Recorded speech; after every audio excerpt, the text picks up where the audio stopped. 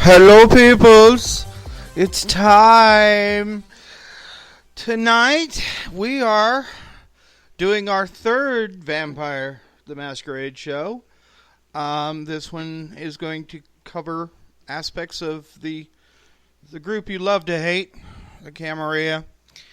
And our guests tonight are Jessica Karels, of course, one of our return lovelies. Thank you. Happy to be here. And a name anybody who knows Vampire knows this name. Justin Achilli. Say hi, Justin. Hello, good to be here. And of course, my lovely co-host, Jacob. You flatter me so. I try. So, we're going to try and focus tonight on the Camarilla. I have a feeling some Sabbat ship might pop up from time to time just because of the diametrically opposed situation. But I'm going to try and keep that to a minimum because we're going to do a whole show on the Sabbat too. I'll behave. I'm not. You're the one that always interrupts and has to make everything about the Tremere. So yeah, whatever. I'll behave. We'll focus. We'll stay on topic. So, first of all, as I'm sure everybody who's listened to the show is familiar, I always try to throw this out to Jacob first. So, Jacob, if you please, sir.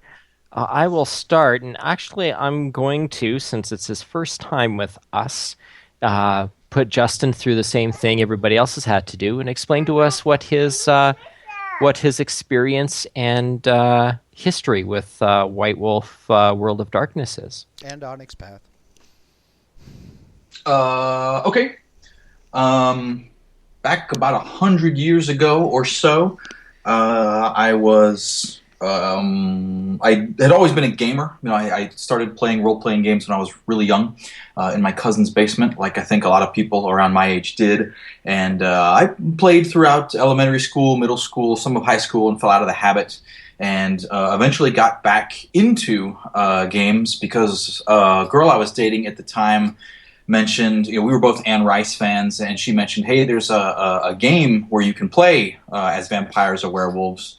And I knew about it peripherally, tangentially, but that was kind of my reintroduction to gaming. Was a woman I was dating suggested that we take a look at this role-playing game, and from there we started visiting a lot of the local live-action groups. I was living in Dallas. We were living in Dallas at the time, and through Dallas once came Night Owl Productions, which was Mike Tinney and Ian Lemke's live-action company that was a subsidiary of White Wolf. They ran a game, and I went to their live-action game and met Mike, and then a couple months after that, he gave me a call and said, do you want to come work on a game that I'm working on? And I wasn't doing anything substantial at the time, so I said, yeah, sure. So I started at White Wolf working on the Rage card game, and from there went into a couple different projects and eventually ended up heading up Vampire and then leading the editing and development department, and quit a couple times, came back a couple times, and as everything shook out, I'm now a freelancer for Onyx Path Publishing, working on some of the World of Darkness material under license from White Wolf, which is a subsidiary of Paradox Interactive. Yay. I'm so happy they bought the freaking copyright back from CCP. Now, you used to work for CCP at one point, too, did you not? I worked for White Wolf, and then I quit, and one of the times that I had quit, I think it was the second time, the merger happened, or the acquisition happened. So back in 2006, I left in like March of 2006, and then CCP purchased White Wolf in, I think, November of 2006, and then I came back in March of 2007. So, I've been a part of it for 20 years, whether full-time or, even when I wasn't working for them directly, I was doing some freelance. Yeah, so you've been at it as long as I have, I guess, huh? That's awesome. Jessica, what have you been doing lately? I know the Hidden Parlor has just been freaking keeping you running. So it's been busy. So for those who are not familiar with that, the Hidden Parlor is a live action network or network of live action games that use the Mind's Eye Theater rules that By Night Studios published. We focus a lot when it comes to individual chapter empowerment while also providing some level of cohesion. So we had a lot go on right leading up to and during the Grand Masquerade. Part of that was helping to get our new lead storyteller up to speed. Part of it was also going through getting some procedures finally hammered down. We now have a full membership handbook. We have an admissions process. We have a lot of new game material. So the chapters that are starting to come in now are in a much better footing when it comes to understanding what we're expecting of them, and then also that having resources so we can get them up and going. So those are some of the things I'm working on. I've also been working on the infrastructure of our website as well. So that's something that members are getting more news about as that goes along. And then in addition to that, if I wasn't busy enough, I've actually been in contact with the leaders of the other major World of Darkness LARPs in North America, Mind's Eye Society, One World by Night, and Underground Theater, and along because with you didn't have enough to do. Yeah, if I didn't have enough to do. I quit running a volunteer den at a convention. Next thing I know, I'm helping to work with LARP leaders and By Night Studios on what we can do to make LARP a more welcoming experience and a safer experience for our participants. Good, because I don't know if you were here for, I guess you were when we were talking Sabrina into trying to getting her into the LARP situation, and apparently both of the clubs were near her shut down. Oh, yeah, it sucks. She didn't mention it to anybody else. I got that one in PM, but I felt bad for her. I was like, oh, come on, there's got to be something. I know individual games come and go. Sometimes it's not being a part of a network is not a fit for a particular location or community, and that's okay. We're fine with that. We just want to make sure that if a group wants to be a part of the network, that it is a good fit for both sides.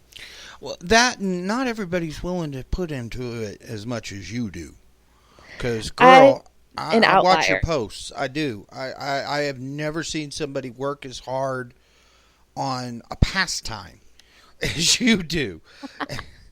And I understand. And a lot of what I'm doing is trying to make it so it's a lot easier for other people who want to volunteer. So a lot of the stuff I do for my pastime makes it so someone wants to start a game or someone wants to be a storyteller.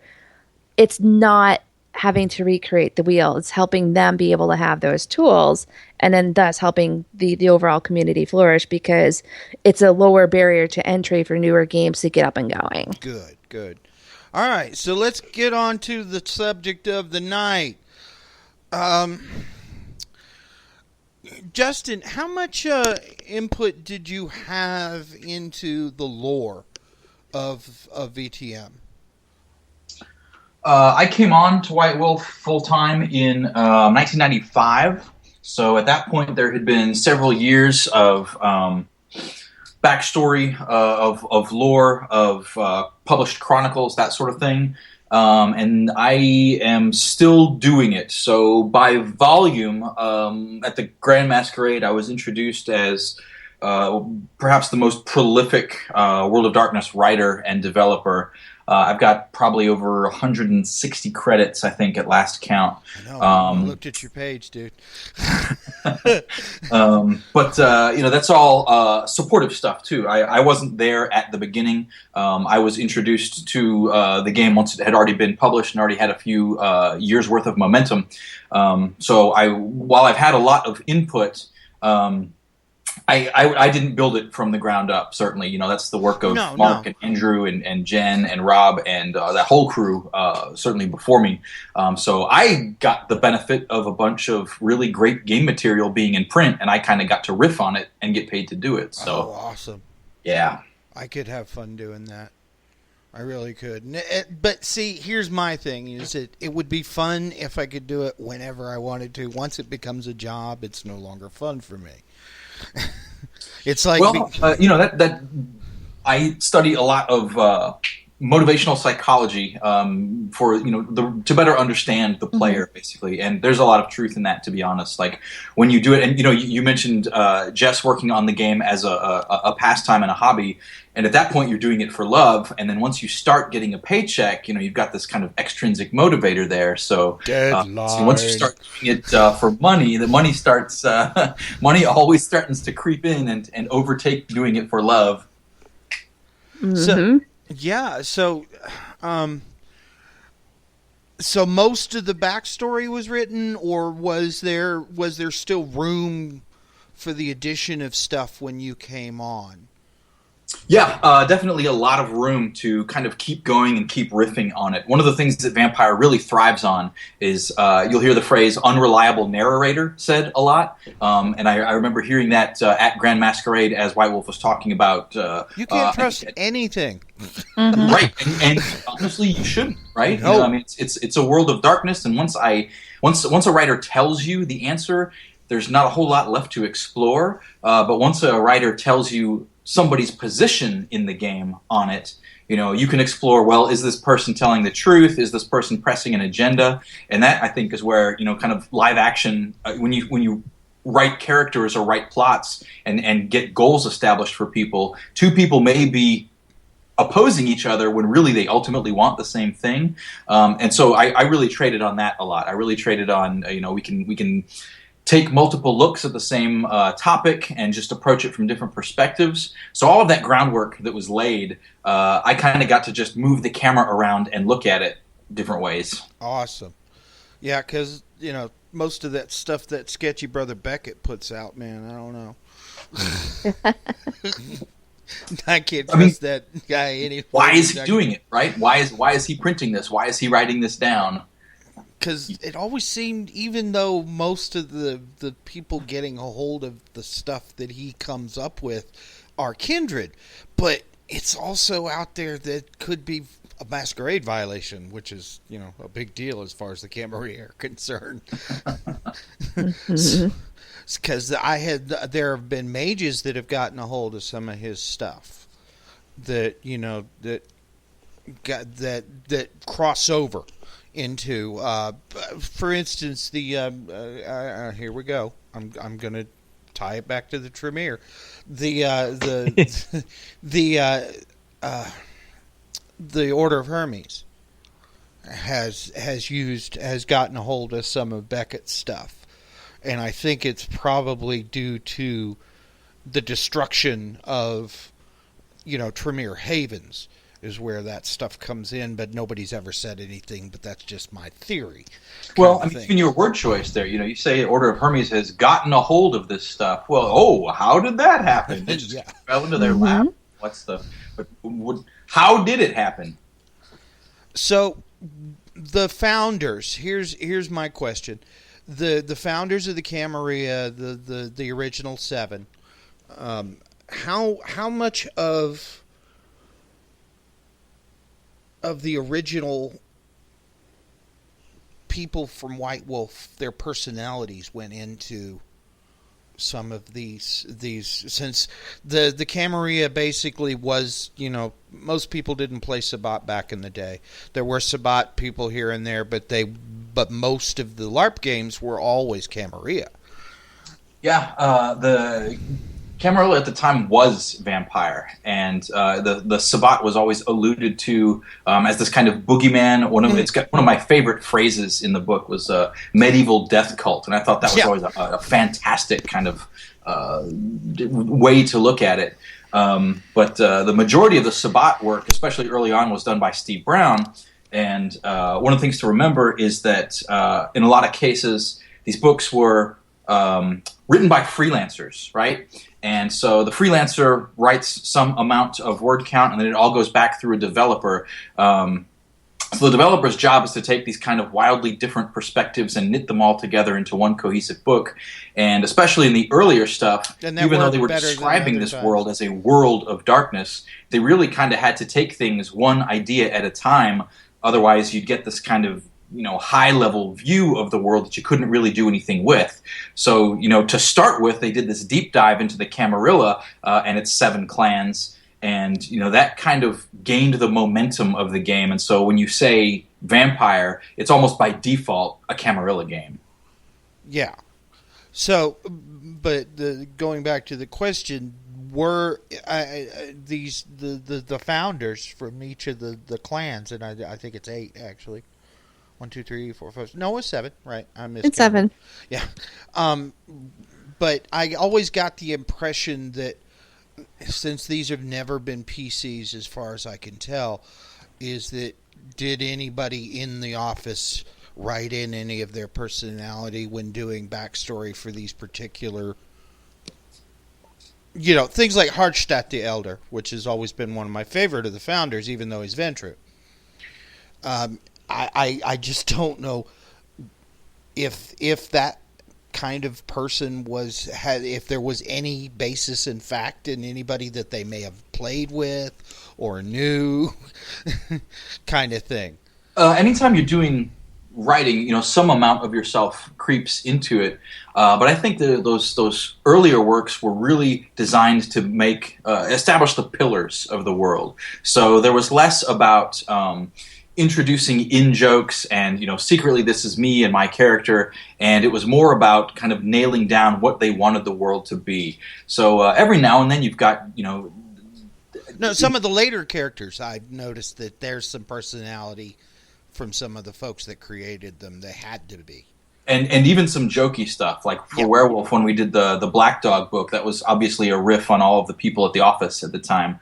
But you occasionally get some stuff like Enzo Giovanni was Sean Carnes, and that grew directly out of one of the live action games, one of the Gen Con promotions that was being run then. So in some cases, yes, but in the vast majority of cases, no. Huh? Darn. I was hoping that you would have a different answer for that.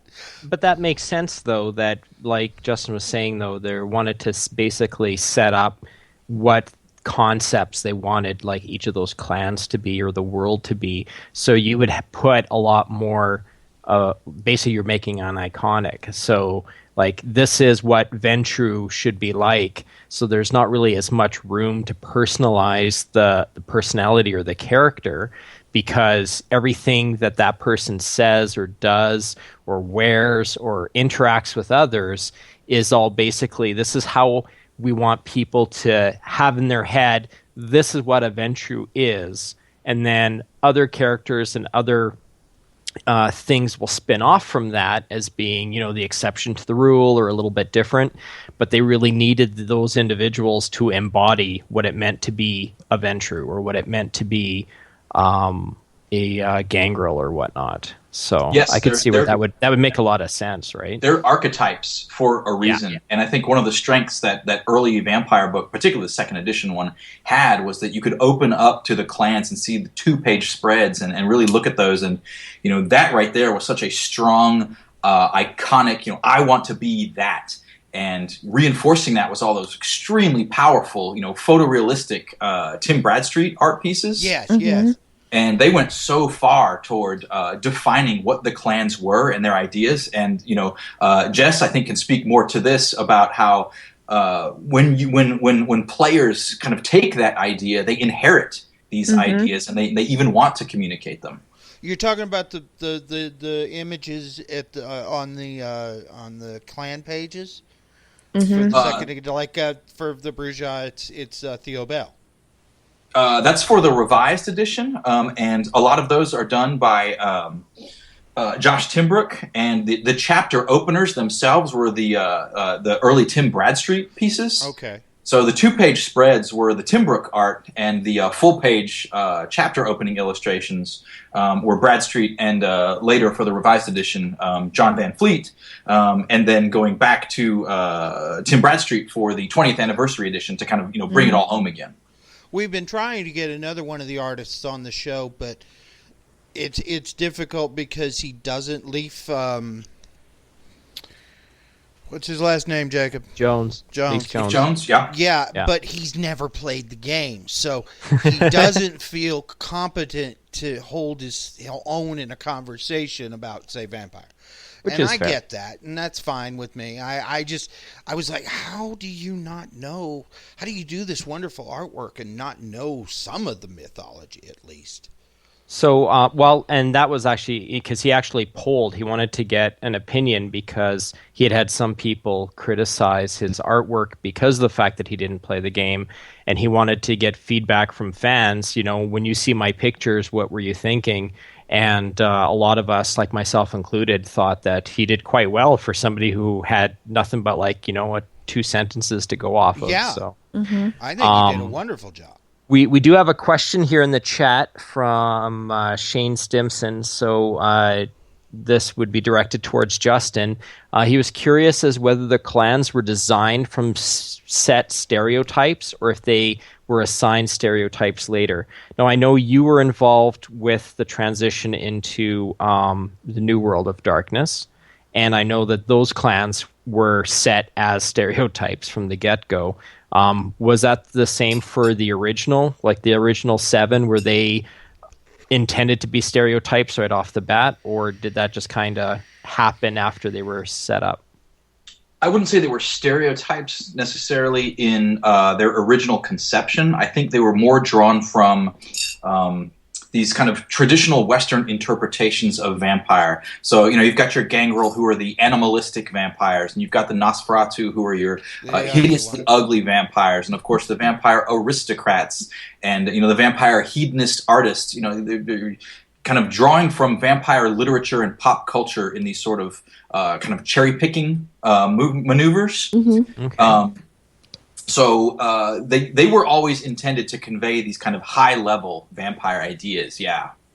Well, the Toreador were one of the few that I found, as clans, that I found that didn't really fit a standard archetype of a vampire that I was familiar with at the time, anyway. Lestat and Louis and Lestat. Have you ever seen? Yeah, I was going to say I think of the Hunger when I think of Toreador. But see, okay, most of my vampire knowledge comes from further back, from the original Nosferatu with Max Schreck, and that one I got, with the. Well, I'm not that old, so I think it's I'm not that old either, but I've seen the movie. And then the one they did with the making of the movie, and turns out the guy's really a vampire. That one, Shadow of the Vampire. Shadow of the Vampire. Yeah, which turned out to be much better than I expected to be. But Toreador just never stuck in there or Malkavian, just to be honest, never really hit as far as the your general archetype. Most of the Ventru, dead on. Bruja, I've seen, Lost Boys, for God's sakes. Those are Bruja all day long. Ravnos. But, Malkavians are drawn on the kind of Gothic literary tradition of madness. You always think of the Mad Monk, or in like the Edgar Allan Poe stories, this madness that corrupts families from within. Yeah. So this idea that insanity could be a type of vampire, I think, is very true to the literary tradition, even though it might not necessarily be specifically from vampire literature. And it turned out to be one of the hardest clans to play right. It does suit the Victorian mindset, so yeah. That's where I got the Ventru from, is most of the, even though Dracula was supposed to be Shimiche, but I always assumed he was Ventru until I found out different. Because of him being royalty, him being very, the way he greeted his guests, the whole 9 yards, the way the place was set up, it just seemed very blue blood to me. And then I found out different later. But that was my idea of what a Ventru was that kind of kindred. But turns out I was wrong. At least he had a Ventru attitude, but there were other things going on. So, we got another question in the chat, Justin, on whether, I don't know if this was before you got involved or at the same time, but somebody was curious on where the decision was made to go from the original 7 clans to 13 clans in the later editions. So when they started adding, Setites and Chemise and La Sombra, Why build on instead of just keeping the 7? 13 is a great number. 13 is an excellent supernatural number. It's a great superstitious number. So anytime you're working with monsters or dark magic or hidden secrets like we are with the world or secret history like we are in the world of darkness, 13 comes up as a very strong number. Odd numbers also are great for you never find balance with an odd number. So there's always, if you can't divide it evenly, so when you are constructing vampire politics, there's always a good counterbalance to it. But also it comes out of a lot of the lore itself. One of the things that I liked messing with when writing reinvestigating the backstory was that you didn't necessarily know how many clans or bloodlines or progenitors there were. We think 13, but just like, you think the Cain myth is true and you think that the default mode is Camarilla, the fact that you think there are 13, well, that's just because we've only shown you 13. What if, the Book of Nod is mistranslated? What if Beckett has been a little loose and sloppy, and instead of, 3 and Exactly. 10, what if it's 3 times 10? What if there's 30 clans out there and we don't know who they are? And that kind of lets you blur the edges a little bit. That's, we explored a little bit in Kindred of the East and Kindred of the Ebony Kingdom, and up to a point, 13 is also an easy number to remember, to bear in your mind. So I mean, it has a lot of numerological significance. It has a lot of supernatural significance, and it just conceptually starts to. Once you're weighing your choices, once you get too far beyond a number like that, you start to lose track. Just since you brought it up, we've heard that the new incarnation of the company is actually soliciting African writers for the Ebony Kingdom, so that we can get the mythology a bit better this time around. Yeah, I hope so. I mean, if you go back 20 years when I first started doing this stuff, the internet was not as robust as it is today. Research material was largely printed material, and just the availability of people around the world was just less so. And so you had a lot of, the developers hiring people they knew who were their immediate social circles. And now, I know people around the world, and it would be easier to get someone to write a book about, a foreign country. But back then, we were using a lot of the same stable of writers. So I really applaud their efforts to kind of broaden the scope and take it beyond, a largely North American default. Because as we've mentioned on the show on more than one occasion, it looked like there were times, and we suspected it might have a lot to do with deadlines, and a combination of deadlines and resource material, is that they kind of half-assed the mythology on some of this stuff. Well, I mean, we did the research to the extent we could, and in some cases too, we weren't going for entirely perfect mythology. We were looking to put our own spin on it. Kindred of the East draws on a lot of ideas from a kind of generalized Eastern mythology, but it also wants to make them specifically vampire. So, if you wanted a extremely well-researched product, that exists out there. But if you want something that's uniquely Vampire the Masquerade, that's where we have to start, moving those sliders. So in some cases, yeah, it was deadlines, or it was, the fact that we're paying however many cents a word, and it's a writer can only justify spending so much time on it because the word rate's the same. But in other cases, you'll see that, oh, this is specifically vampire. This is specifically Vampire the Masquerade. Here's these African vampires who are somehow related to Salat. That's probably not something that's drawn from actual African mythology. So, Jessica, do you play more Camarilla games than you do Sabbat games as far as your LARPing? Currently, I only play in the Hidden Parlors game, which is Camarilla with a little bit of the Independent Alliance, which is the By Night Studios migration where the Giovanni and just the followers of set work together. My characters, That's always a yeah, good idea. my characters in that game so far have been Camarilla. My first one was a Ventru, Elder. I didn't really feel like I could get into more the Eventru mindset or the Elder mindset, so my current character is now a Neonate Gangrel. Oh, okay. Awesome.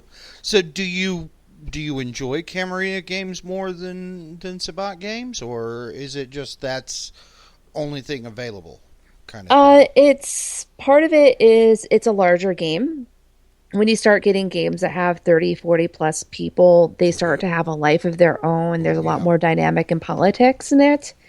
The Sabat game I was a part of was a bit smaller, which made it a little bit harder for a lot of the competition and stuff, or a lot of the player versus player stuff that can happen in Sabat. And it just led to me not really feeling as much in it. I'm sure if there was like a 30, 40, 50 plus player Sabat game within an hour drive, I would definitely go there because there's a lot of stuff in the Sabat setting that is fun to engage in as well. Justin, we've got another question from the chat here from Chris Anderson. What was the decision to change certain clans or eliminate them completely? In terms of like declaring the Ravnos dead, for example. That may be what he's talking. That was I read you exactly what we've got. Okay. What we were doing then was I estimate that around the time that I was working on the revised edition, we were probably a 50-50 split between players who were just reading the material and not playing it, and players who were buying it to actually play it. So in a lot of cases, the published material was designed to kind of be almost episodic, like a television show. You know, people would kind of pick up the books and figure, oh, what are they doing this month? So some of the background story was written to almost like cliffhangers, or to re-engage players who hadn't necessarily spent a whole lot of time with it in the past 30 days. And at the same time, we had to kind of walk this tightrope for groups like Hidden Parlor, where we're putting all your own stories. So we kind of had to walk this fine line between providing enough background to engage the readers and providing enough game pieces so that players can feel like they are able to touch the world and change it and see their outcomes for it. In what we're doing there, one of the things that I think players of World of Darkness have always resonated with. Honest, and I don't like this. I really don't. And it's Jessica's fault because it happens every time she's here. It is. Oh, sure. Blame the technocracy. Yeah. But wherever I go, that's the what they're good technocracy for. Follows. We're resuming. Give it a minute here just to make sure we get our buffering back to good again. Yeah, but Chris was specifically asking about like the Children of Osiris or the elimination of the Cappadocians. Oh, okay. In terms of things like the Cappadocians, they, Vampire the Masquerade came first, and we did Dark Ages after it, and so the clans that were present in Dark Ages were kind of implicitly going to be removed by the time we got to the modern setting. But for other clans, it wasn't a question of eliminating them necessarily, as kind of just shining a light away from them, whether that was because the themes that were being explored at the time were different, or we were wanting to do something else with the concept, and so in some cases they became factions of other groups, the Aramanes or the male versions of the Daughters of Cacophony, these ideas that weren't necessarily intended to sustain full explorations. So, sometimes they just went away because we weren't paying much attention to them. And they weren't being used anymore, I guess, for... Well, that's not my place to say. Maybe in your game, it's, all Daughters of Cacophony or all Children of Osiris. And if that's the case, more power to you, because it's your game, not mine. That's right. But the focus is when we're printing books, we're wanting to sell books. So having a pretty broad applicability and getting as many people interested in the books as possible. Who wrote the Golden Rule on page 195 of the revised? Because I think going back, I don't recall who did it in revised, but it was part of the World of Darkness from early on, and I suspect that was a combination of had grown out of the games they were playing. Mark and Stu and Lisa and Nicole and all those early players, and I think that always kind of let you push the idea of the storyteller being the one who's in charge of the game, or kind of shepherding the game. And I think that really resonated well with Andrew Greenberg when he started developing the game after Mark had passed it to him. Well, that's the one part of Vampire that seems to transcend all the systems, is that they say it's the golden rule. If the storyteller says that's what it is, that's what it is. And there's really no argument with that, and I've always liked that, because there were times there, even now with the new edition of D&D, is that it's more about rules and tables and dice and you've got to use what's in the books or it doesn't exist kind of situation. With Vampire, or at least that particular rule, it's for the entire World of Darkness. Is if the storyteller wants it to happen, you want to create a new clan, knock yourself out. I think over time too, there's been a shift in the emphasis on that. Especially during the 90s and perhaps early 2000s, the storyteller was almost a tyrant. Everything the storyteller will decide, blah blah blah blah blah, or ask your storyteller for this, that, and the other. And now, I mean, one of the functions of the rules, one of the functions of buying a book and understanding these things is so that players have this common grounding of, when I say I want to do X, I can expect this system to govern it. There's the rules are there to be trusted. They're a kind of baseline for all players, including the storyteller, to use to tell their story. And I think you can kind of watch that evolve from the storyteller being this almost mythical individual, standing in front of the fire, going back to primitive human history, and it evolving more into something that is a more functional game, as opposed to purely a storytelling exercise. Wonderful, that's awesome.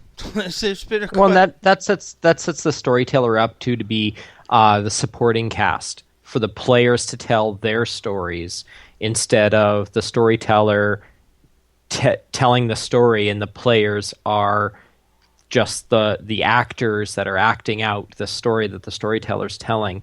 I think you get a lot more involvement from the players if, as a storyteller, you're letting them tell the story. Well, it's a spectrum, right? I mean, there's no... Yeah. You can, on the one end, you've got the tyrant, and that's great if you literally want to hear a story told. And on the other end, you have this kind of, more sandbox idea where the storyteller throws a few details at you, and you and your coach fill in the blanks. And so long as everybody's getting what they want from the game, for sure, it's a good recipe. It is. It's been one of the shining lights as far as like I said, I started out with D&D back in the day because it was one of the first, and then went on to GURPS and a few of the others but White Wolf always called me back, always, because I liked the system. I liked the I like the mythology. I like the system. I like the way the storytellers are a lot more open to changing the rules. And as Shane puts it, it helps game flow and reduce rules lawyering. And it does. It really does. Because if you have to stop in the middle of something to go look up a freaking table, it kind of takes you out of the story. Mm-hmm. Well, and I think probably Jess can speak on this too. Once your ratio of players to storytellers reaches a certain threshold, you want to push as much as possible off onto the players, right? Mm-hmm. Yeah. Yep. So we're talking about Camarilla, so I just want to toss out, so what basic concepts do you guys feel are part of a Camarilla game? I myself, I haven't played a lot that were really strict by the book Camarilla. In hindsight, a lot of the tabletop games that I've played where we were in the Camarilla was kind of more like an anarch imitating a Camarilla game. Yeah. Like we've never had harpies. We never, we had a prince and a seneschal and maybe a sheriff, and the players just, were vampires hanging out in the city, and that's how we ran our games.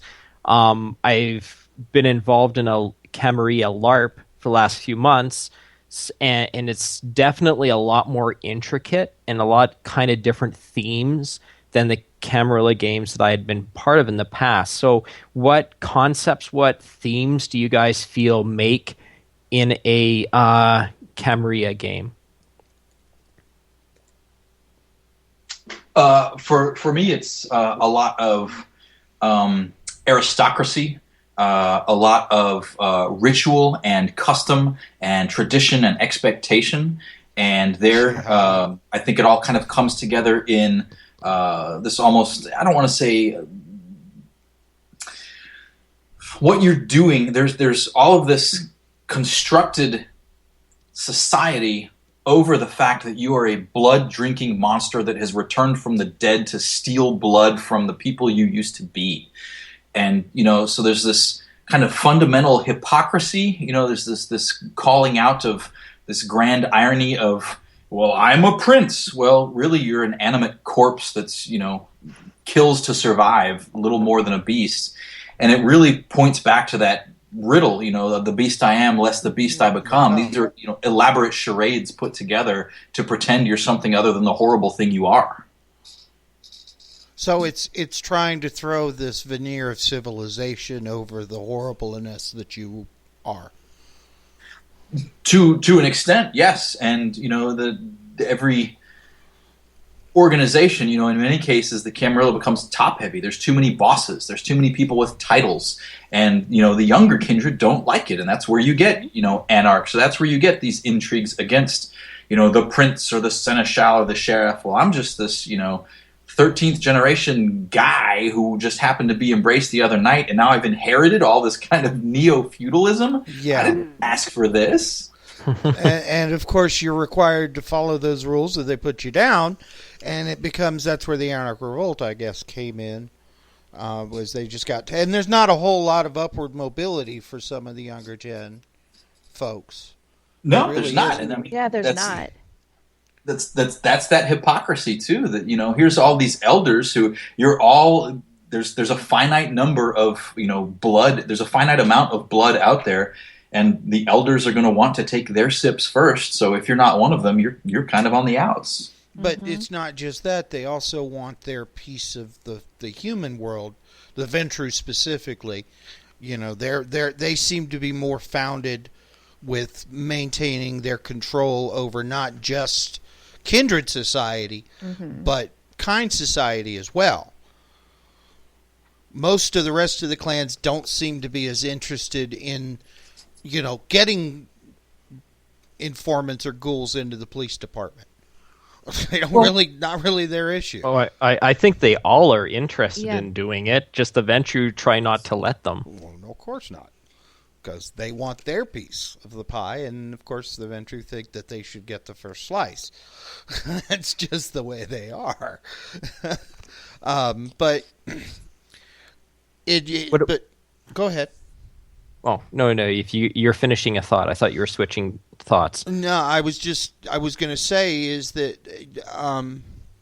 that's why a lot of the players that I've dealt with in the past don't want to play Neonites or 13th gen or low level guys, is because they really have no control over what's really going on.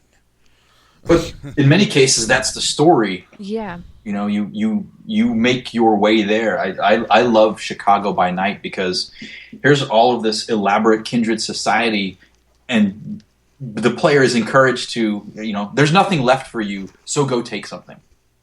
Ah. I think that's why a lot of the Anarchs moved west. Yeah.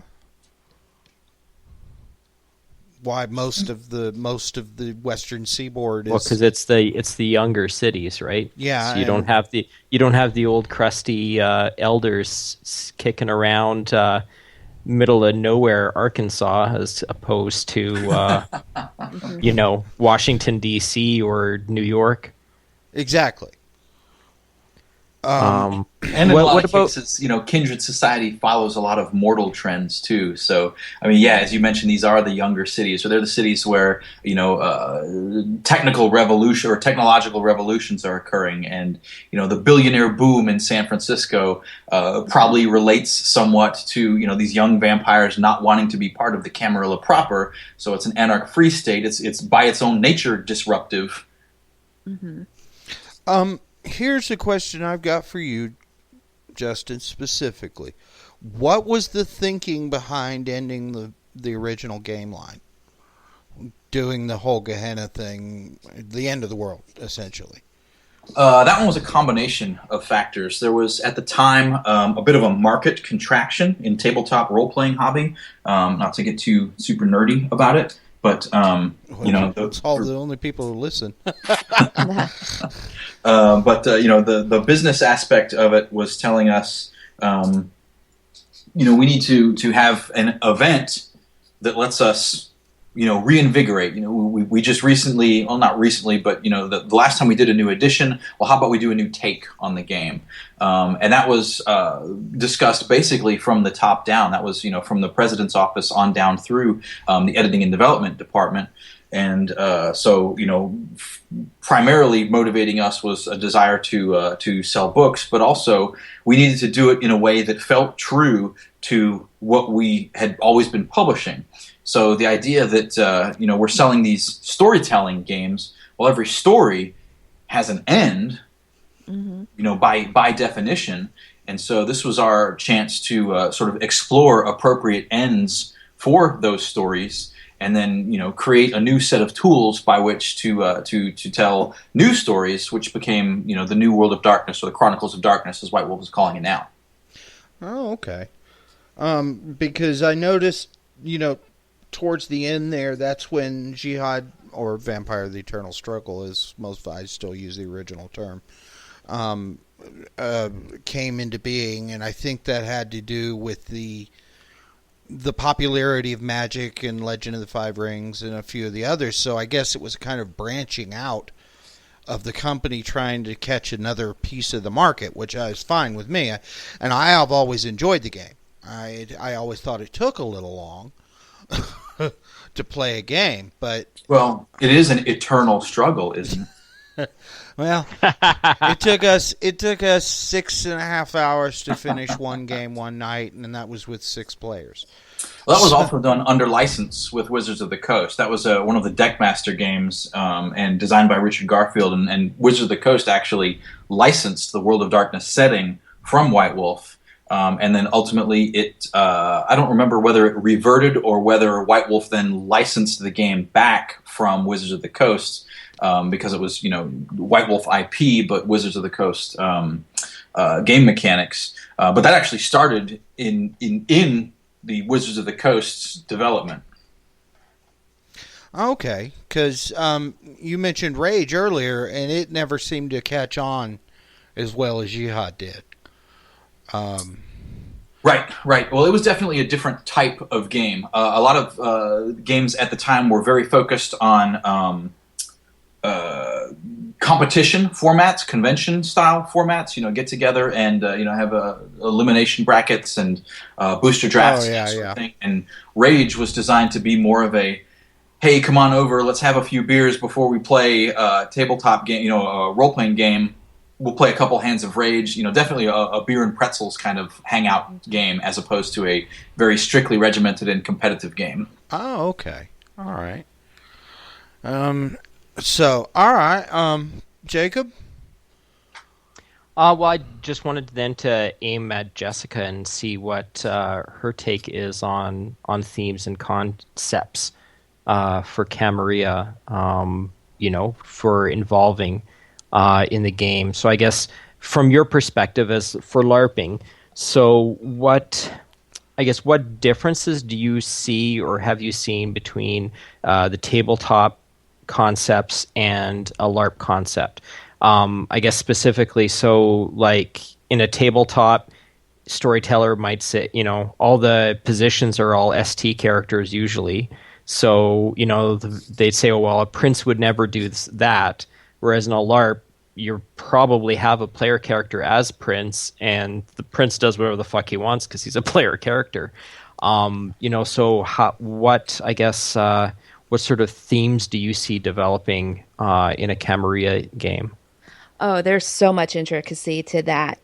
So as you pointed out, in a tabletop game, usually the player characters are within that same social level. So like you're all usually neonates or ancilla, or heck, even you have an elder-based game as well, where you're all of that same strata, and it's you versus the storyteller. So if you get that final one up, well, that's you against the person who's running the game or against the setting.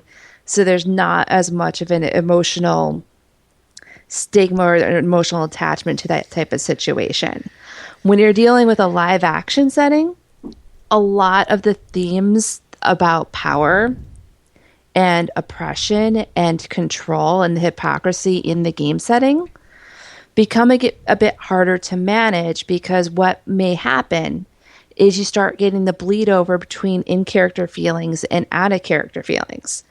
It's harder to play a character who's going to be oppressive to the neonate caitiff when out of character that person is a close friend, and you're worried that they're going to take it personally, or you may be playing that neonate character and you might be taking it personally. Why is my friend being mean to me in game when they're being the oppressive Ventru elder prince? So from what I've seen in LARPs, and again, this has just been a few different LARPs, it may not be as widespread. What I've seen is a lot of those themes when it comes to control and social structure have the risk of getting watered down to where Camarilla starts getting into Camarilla light or almost anarch territory when it comes to how people of different social strata treat each other. Do you have a lot of problems with OOC shit bleeding into game and vice versa? It can happen. I know it can. I'm just saying. I've seen it happen. Where there have been situations where you get essentially it waters down to vampire super friends versus a lot of the backstabbing that can happen. I've used that term before too. That's fucking funny. Yeah. I mean, it's hard. It's like you can have it where a prince has someone in their domain, obviously has done stuff wrong, obviously has broken tradition, shit all over the Camarilla, threatened a guy's power, and he decides, I'm going to get rid of him. He is completely dead to rights on doing so because of the sixth tradition. And then all of a sudden, everyone's like, well, trying to throw in justice and fair hearing and trial and democracy. And they're like, no, don't kill him. He's our friend. No, I'm sorry. That's not the way this works. We're cold-hearted bastards. We drink blood for a living. And yeah, if you threaten me, I'm going to end you. That's basically the way it always boils down in vampire games.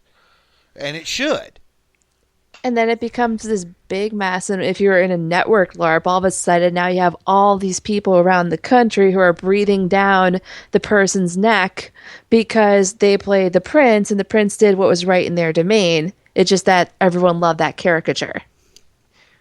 So what would you suggest for a storyteller who faces situations like that? Like, what's the best way to try to handle that?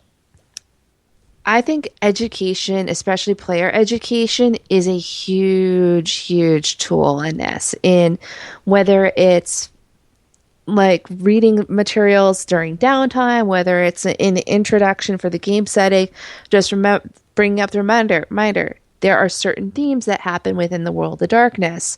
When you're looking at elder versus neonate, or when you're looking at those who are in different roles of authority within the Camarilla, there are certain things and power structures that are expected. I understand that it may be awkward for people, especially in this day and age where issues of social justice are so in the forefront. Yeah. But that's part of, and I think that is really part of why we're seeing this pushback or this bleed over from external desire for equality bleeding into game and muddying the setting. So that's where it's reminding people, look, this is a part of the fantasy setting here. We're playing this game. Once game is over, we can go back to being friends and believing in equality and believing in believing stereotypes and racism and bad. But this is part of the setting that we're exploring together here.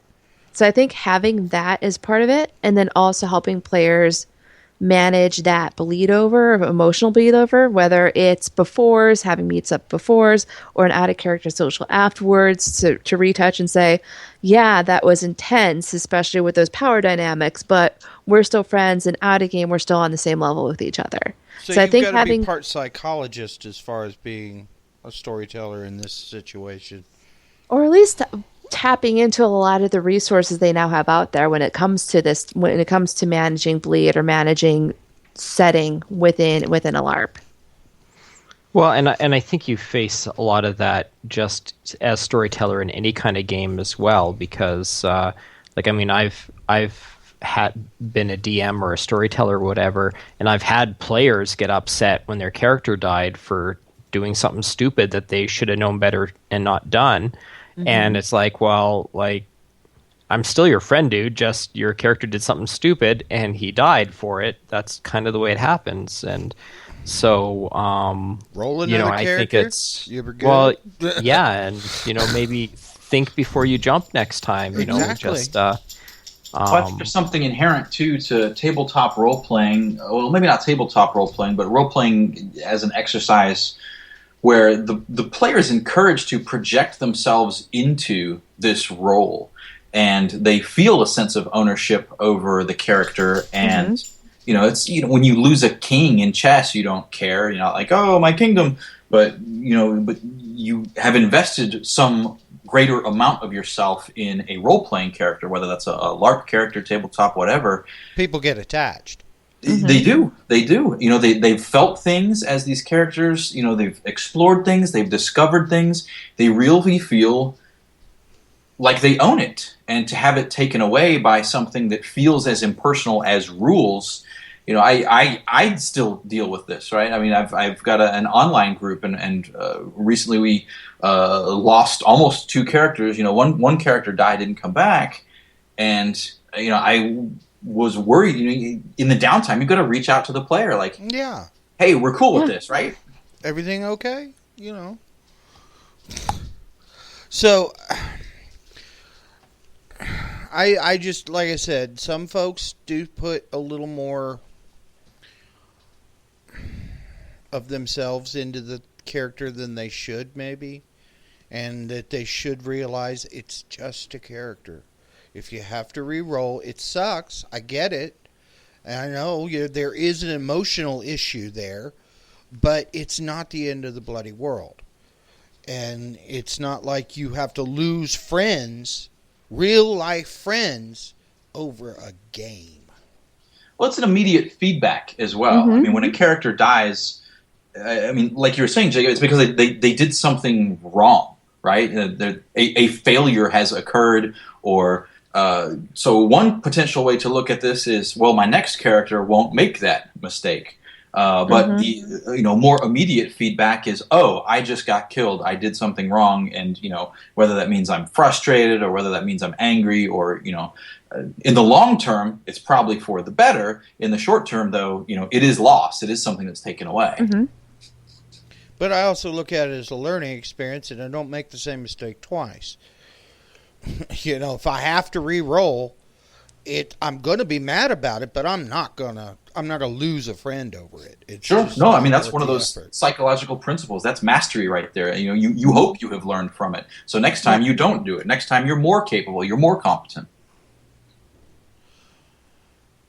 Yeah, New Wave is really and it happens to all of us. Like I've had some character deaths that were frustrating because there didn't it kind of felt like it was out of my control, or didn't really seem to add to the storyline. And I've had other character deaths that I brag about because I'm like, that was He went the out like best nobody's way business. possible. Like I had a would have The been 2 thermite years bomb ago. catch you fuckers at a bad time. Yeah. Well, I had a Kindred of the East character that went into Shadow Soul and started mouthing off a wereshark in a cross-venue game. That was Wrong that was a individual to pick a fight with. fantastic death as far as I'm concerned. Like, because I literally bit off more than I could chew, and he could definitely chew and swallow what he did. And So, then some. so I mean, there's just like, but you have to always kind of prepare yourself because you never know what somebody else is going to do or up to. No. And I don't know. For myself, I have found actually friends to be more ruthless in a tabletop setting than in a LARP or even on an online setting. Where, well, actually, online I've seen people be pretty ruthless with their friends too, because those people because it's a little bit more anonymous. distancing. And in a LARP, like you say, you're actually portraying the character, not just kind of third person talking about it. So I could see where you'd be a little bit harder to take that kind of a thing. But I think that's really good advice, Jessica, on making sure that you periodically remind people, that, hey, this is the situation, something could happen. The one LARP I'm in, the STs have done that a couple of times where they'll, at the beginning of the game, they'll be like, hey, here's the thing. There's a few things that are going on. It's not anything we're directing. This is all in character situations. It could end up leading to somebody's death. Make sure you have a backup character handy. And, afterwards they follow up with any characters when they die to make sure that, you cool? Is everything cool? So, I mean, I think that open door communication, which I know I've mentioned both in the podcast and also online, Jessica, I think you do a really good job of keeping that open door because I've seen some of the interchanges that you've had just through Facebook. I can imagine that the private messages and dealing with your club, you would be the same way. And I think that's fantastic with making sure that everybody's on a good level and able to handle those kind of situations. I just dump serious points into dodge. I'm good. And then there's other kinds of players. Listen, if you're going to talk shit, you might as well be able to dodge. I'm putting everything in physical and dodge and brawl and fuck everybody else. That's all I'm doing. I don't even care about brawl. Just dodge. I'm a Tremere, but I want to buy all my discipline dots into fortitude just so I can survive long enough to take off the turkey. Is that okay? This does bring up the question of how lethal should a Camarilla game be, whether it's tabletop or LARP, because character death tends to happen quite a bit depending on the game you're in, and it some of it deals with people having or games having what I call PvE or player versus environment plot, where it's like all of a sudden there's that monster of the week that pops up. Yeah, that werewolf that just had been tracking you for the last 2 days. You know what? I have seen... He rogues Sabat who always know where Elysium is. Yeah.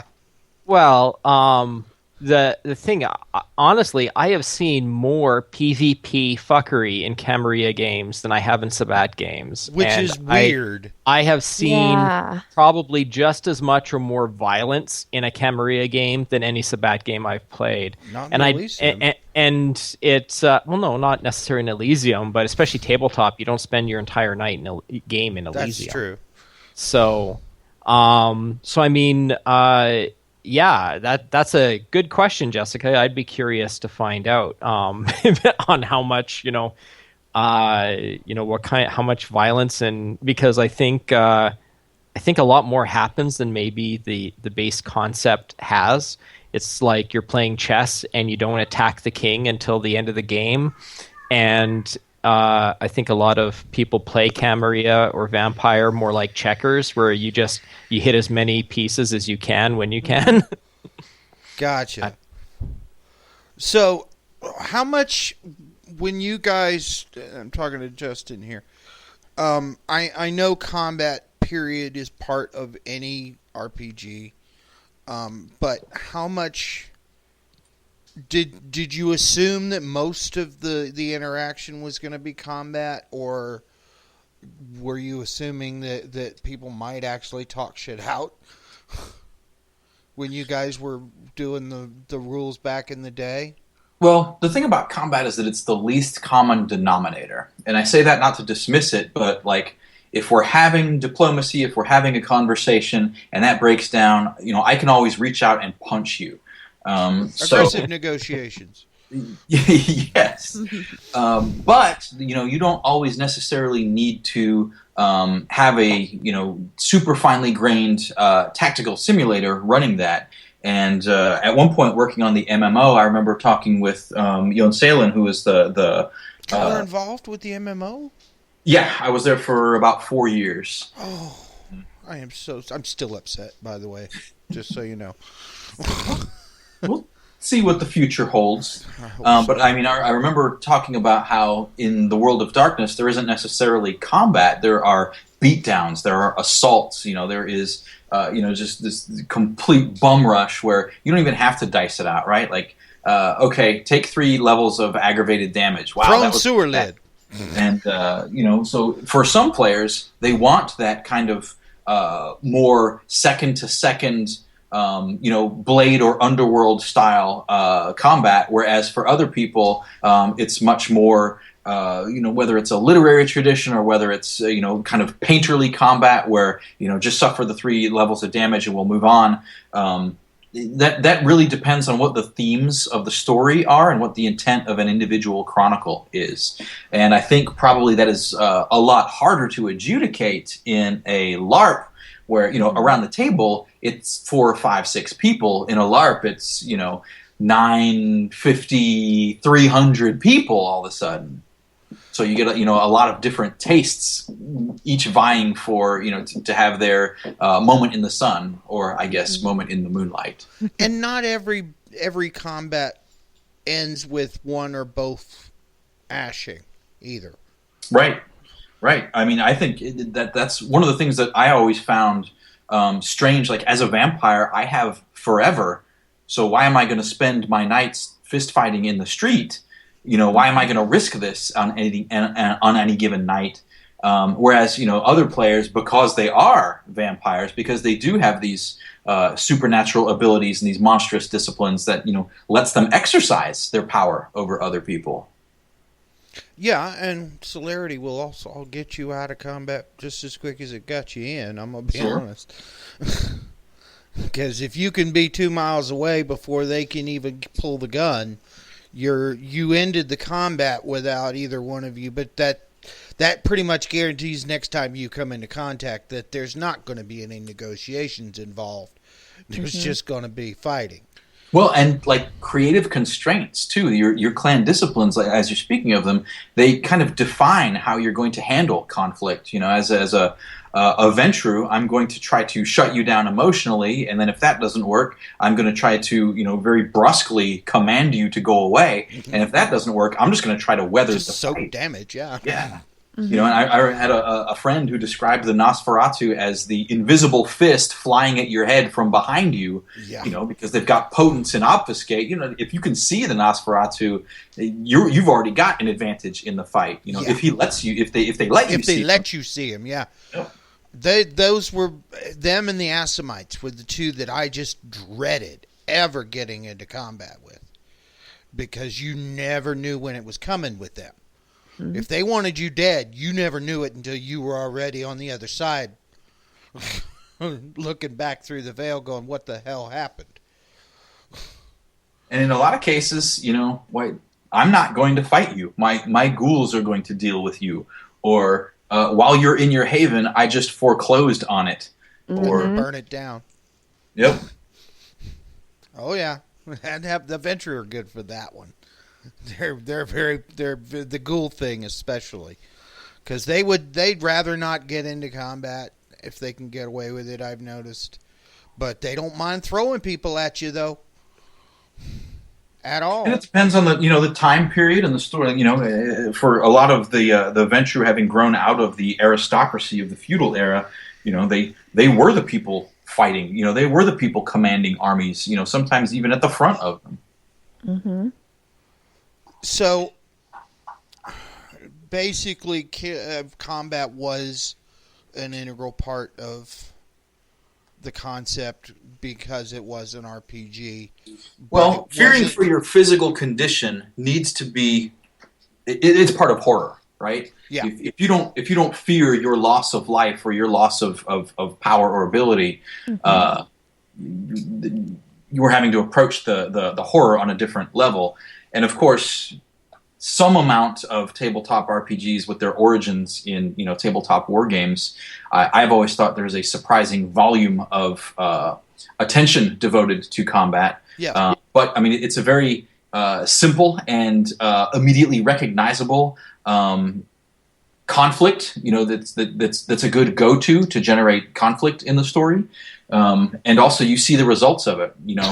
When I don't know that I've been foreclosed on until our third story session down the road, well, what can I do about it then? But for players who lose 4 health levels of damage right away, oh, okay, there's one of those feedbacks right there. Okay, I need to change the terms of this. Yes, we have to alter the paradigm at this point, or things are going to go really bad.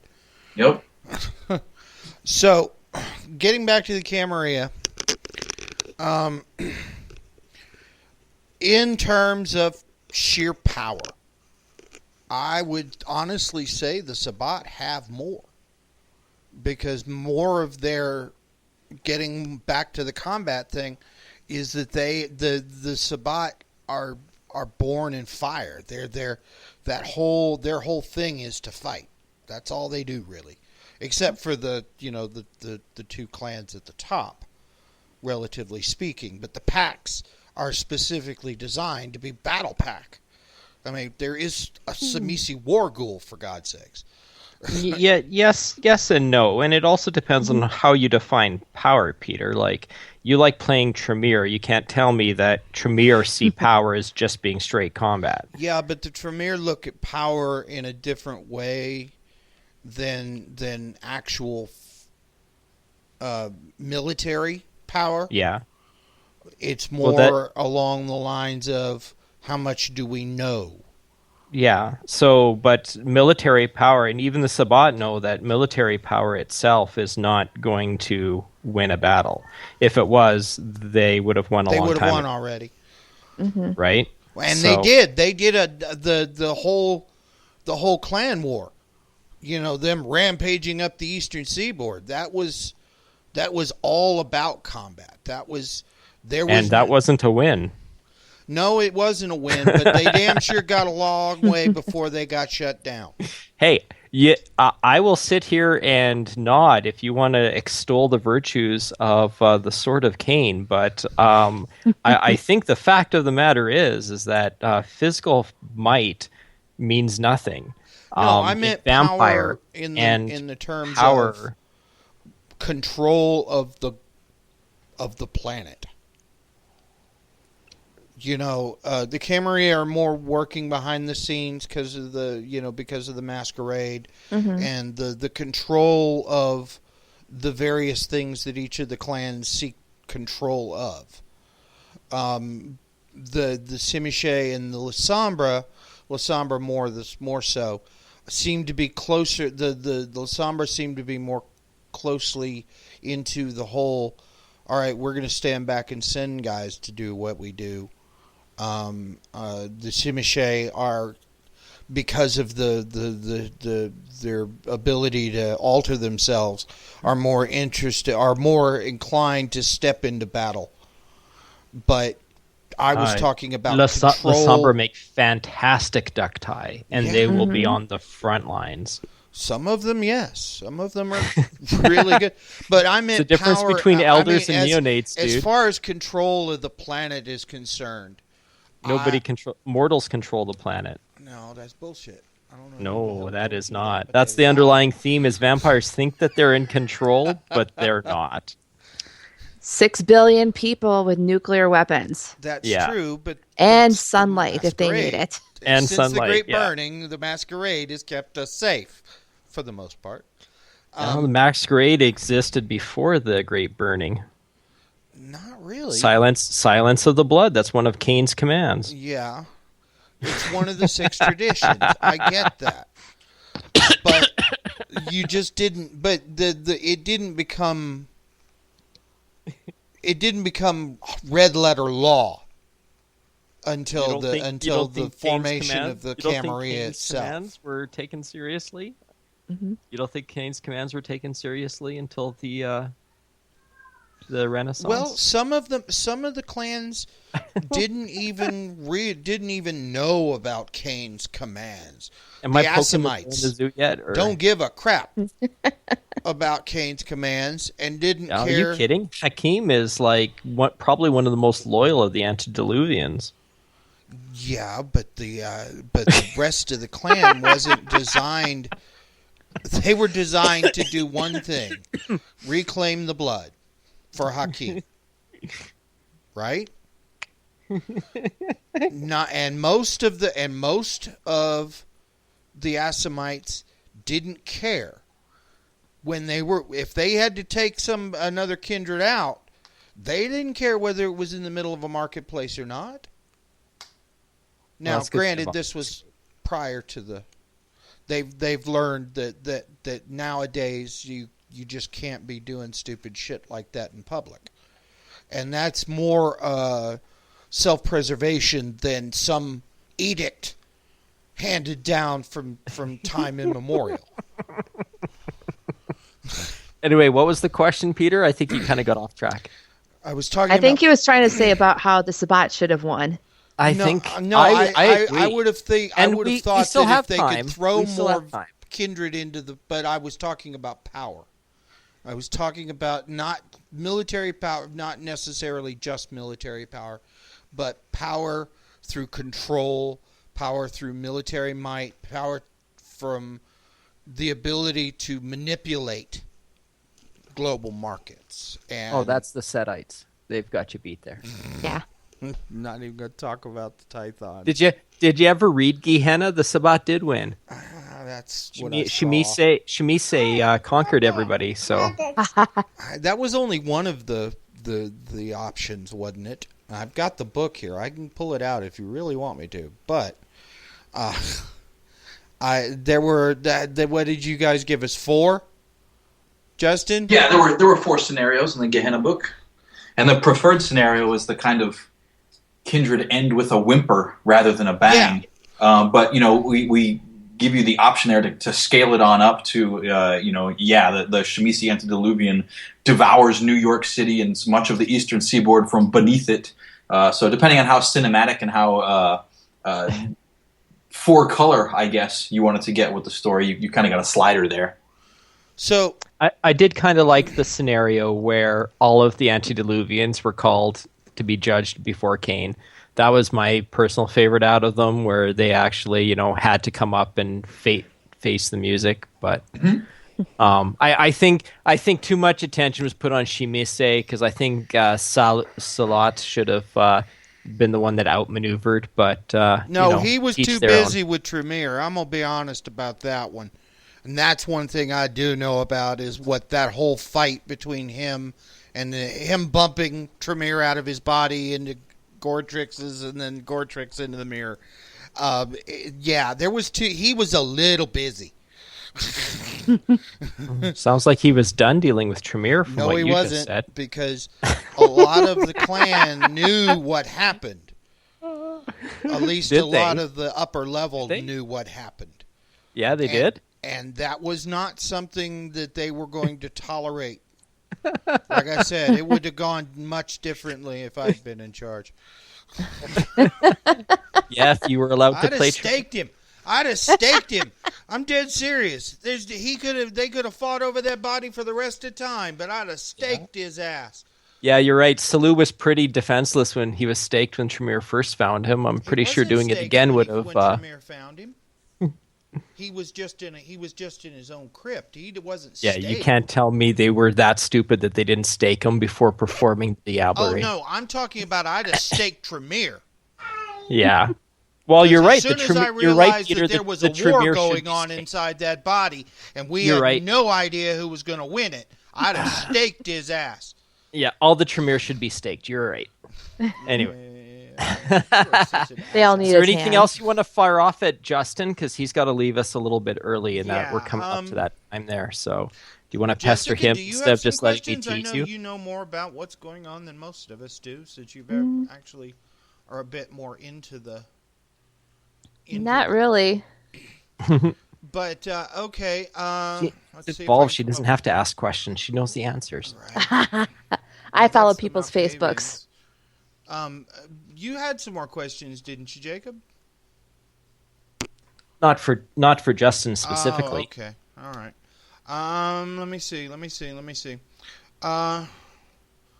So leading up to the week of nightmares, that whole, and I'm going to use the term clusterfuck because that's exactly what it was. What was the thinking behind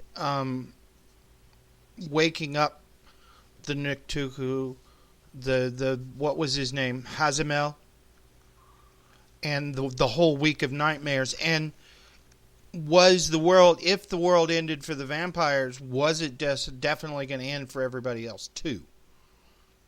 I'm gonna go at those in reverse, and Okay. no, it doesn't have to end for everybody else. In fact, one of the kind of, if you assume that there is, the Cain myth and the biblical origin of vampires, ultimately you would almost see a benefit to approaching it, that there's, this right and just God who finally omits the curse of vampirism from the world and eliminates the evils that it's able to inflict. But in terms of just making story material and creating these threats and rousing the Niktuku and having the Shemisi antediluvian stirring, etc., you've got to have some of these threats come to fruition, right? You can't just issue yet another ominous warning and put another fearsome group out there, because if you do, you're never delivering on the threat. You're never paying off on the horror that's out there. And so these things need to move and be seen moving by the players to let them know that it's not just all red herring. The fact that you guys just went on a 15-minute digression about who would have won and who's in charge and who should have done what.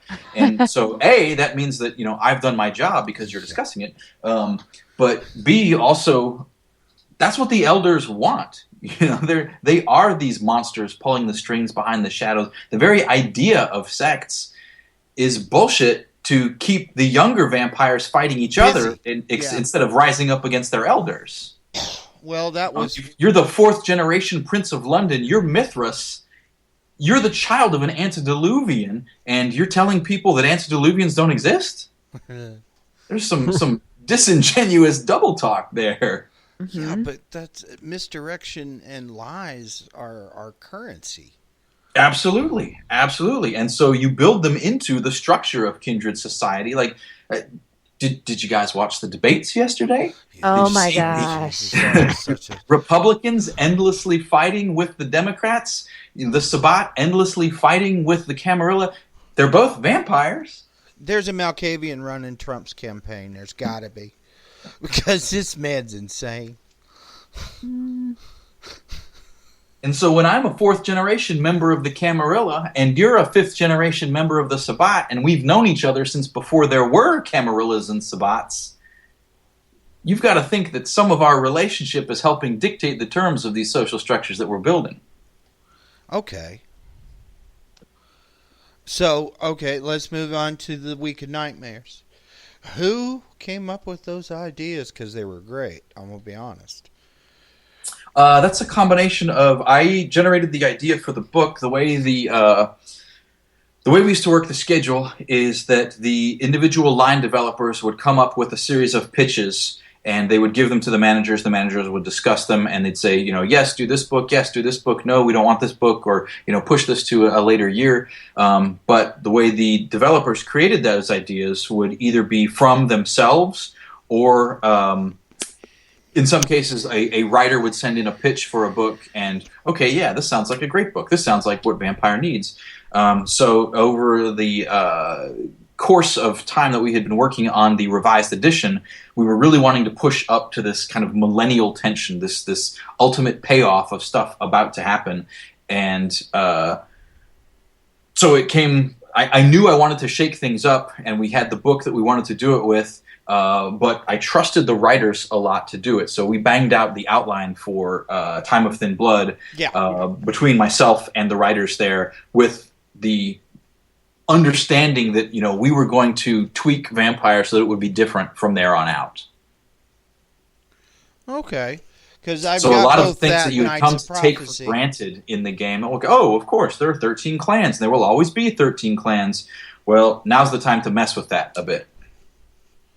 That was the Chronicles, the new stuff you're talking about there.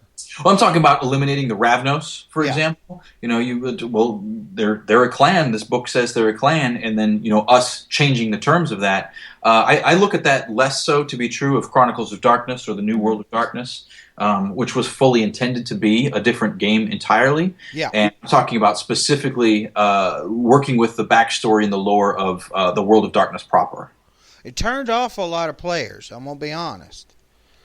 I myself have become a recent devote. I'm learning more about it, and I'm actually enjoying it more.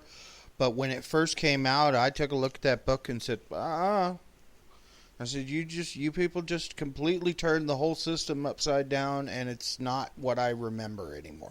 But as I've mentioned in past shows, is that players, once they get used to a system change, drastic change of that nature, we don't take well. Well, my job as a developer and the writer's jobs is to provoke a response, in particular with the World of Darkness, more so than maybe other role-playing games that are less reliant on specific setting outcomes. If you don't care about the stuff that we print, we haven't done our jobs well. If you are angry, or if you are upset, or if you are amazed, if we're provoking response, then we're doing our job. Oh. And if we turn you off, if we've lost you as a player and as a customer, well then we're not probably doing our best job. But most of a game should provoke a host of emotional responses, and that's one of the things I always go to is people assume that a game, because it's a game, must be fun. And I don't think that's true. Like if we were talking about movies, a movie doesn't have to be funny. All movies don't have to be comedies. You can have dramas, you can have melodramas, you can have horrors, you can have mysteries. All of this stuff is appropriate to games, just like it is any other media. Ah, okay. So now with the new V20, some of the stuff from the time of Nightmares, or from the Year of Revelations and whatnot, did happen, some didn't? The V20 assumes specifically that the storyteller can make that decision for their chronicle. So V20 is intended to kind of gather all of the ideas from 20 years worth of Vampire and lay them out and let you construct what you want. If you want it to be the night before Gehenna, you can do it. If you want it to be before the revised edition and while the Gangrel were still in the Camarilla and the Assamites weren't, you can do that as well. If you want to still have Tremere Antitribute, no problem. So V20 is really intended to be this book that says, hey, thank you for being a part of this for these 20 years. It's for the long-term player. And I think you'll see going forward that when they do 5th edition, White Wolf is wanting to bring new blood into the game. They certainly want all of the long-standing players to take the ride with them. But, you can't infinitely keep bringing the same people into the game over and over. You need new people to get into it to give the world and the IP some longevity. That's it, yeah. I agree with you there. I've always thought it was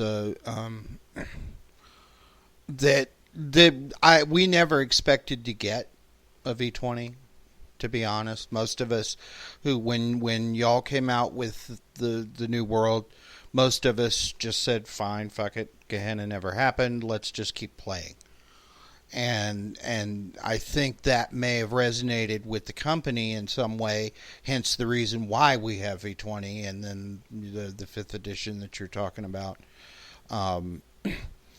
Yeah, New Wave is kind of curious as to he's about the 5th edition. You have anything you can tell us without any violations of indie? I don't know anything about it. It is all being handled out of the Stockholm White Wolf headquarters. Ah, where Danny's working. Okay. Yep.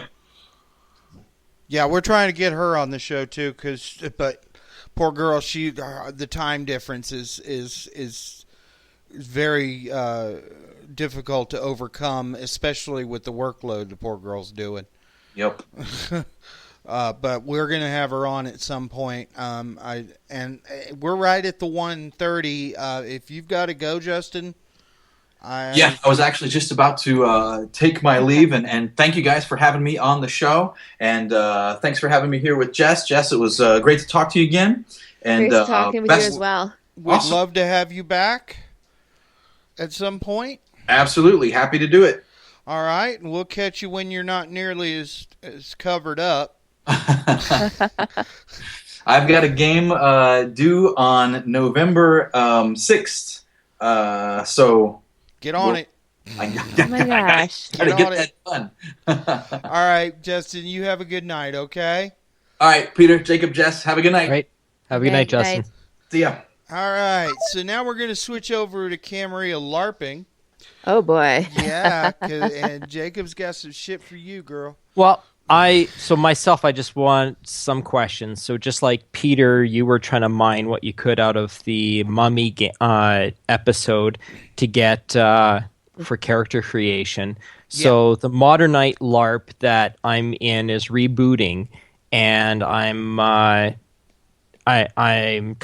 wanting to get a little bit more of a feel for how the flow of the Camarilla is, because I kind of want to be involved in the situation, not just be like little minion supporting guy. But I don't really feel 100% comfortable on how Camarilla politics work. Mm-hmm. And I'm making my first PC Toreador. Really? I don't want to go in and deal with it from a Sabbat politics perspective. I want to actually be somebody who actually knows how the Camarilla works and sets up and everything. So it just kind of, but at the same time acknowledging that it's, a LARP and there's a lot of PvP and people that like doing combat. So I guess my question would be, what sort of, I guess, thoughts or concepts or whatever should I be keeping in mind to be able to maneuver like a shark in the waters? Sure. To take a step back on that, you said that the game is rebooting itself, correct? Yes. So fresh start. Actually, the new storyteller is taking over because the previous game kind of ended up being an elder game. Everybody was elders and everything. So he's actually making Generation a random draw so that there's going to be a lot more neonates than there were before. Because there was only I think maybe 2 or 3 of us were neonates and everybody else was elders. So so to kind of try to, and there'll be 2 or 3 lucky people who draw an elder gen. And a couple that are Ancilla, but most of them will be neonates. So it'll kind of try to force that class distinction into the game. So, yeah. What else is the storyteller doing in order to further establish that class distinction, or to further establish that as part of the setting? I'm not sure what you would be thinking of.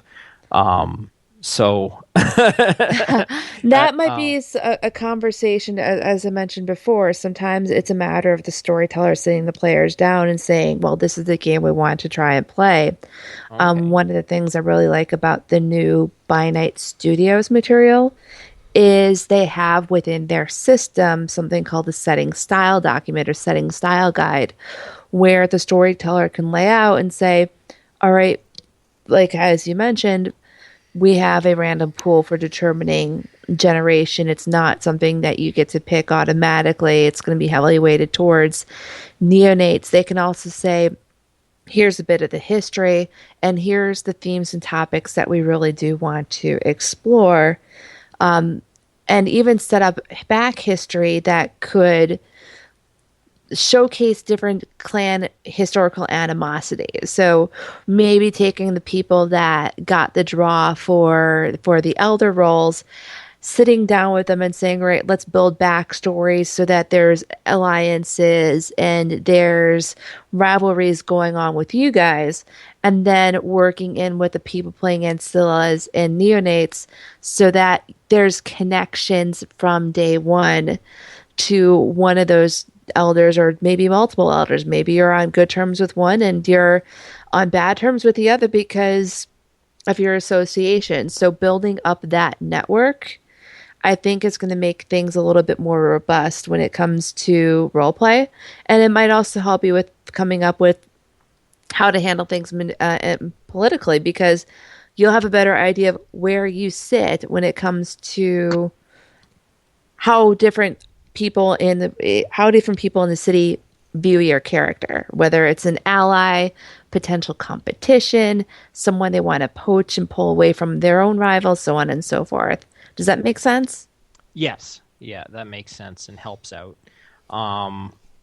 So because there doesn't, from my perspective, so coteries seem to be kind of nebulous and they kind of are self-formed or whatever. And it doesn't it doesn't seem as organized as what I'm used to. And a lot of the Camarilla positions seem to overlap a lot. Like, sheriff and scourge and keeper of the Elysium, and it's like are you guys that incompetent? You can't have just assign one guy the task to keep order? Yeah, but can you trust that one guy to do his job? That's the thing. And that's half the fun and half the intrigue is Yes. how everything overlaps. Like, especially the keeper of Elysium and the sheriff. Now, normally you would not have every kindred gathering on an Elysium, but should that gathering happen there and the prince wants a certain kindred dealt with, now you're starting to see the political back and forth and power-wise that can happen between the keeper and the sheriff. So you see a lot of those different things start to play out because these roles are nebulous, and part of it is because they want to leave it up to interpretation, but they also want to leave it up to power plays. The jihad. Yeah, exactly. Coteries are a very interesting thing from what I've seen. Again, you can always, it's the risk of turning it into vampire super friends is there. And one thing that people need to realize with coteries is, yes, you guys are working together. You all have a common goal, but you all have your own individual goals and your own individual social pulls as well. So that is coming up against the needs and wants of the coterie a bit. Like, if you have coterie members that their sires don't like each other, or their broodmates are in competition with one another on different resources, those types of things can be a strain, especially if the organization as a coterie is public knowledge within the city. You end up starting to have like Hatfields versus McCoy sort of situations pop up from that. Okay. Yeah, and then shit goes downhill in that city. It's fun to watch and it's fun to take part of when you're involved in it. It's just being aware out of character that things may eventually blow up, and being emotionally ready out of character for when that does happen. Yeah.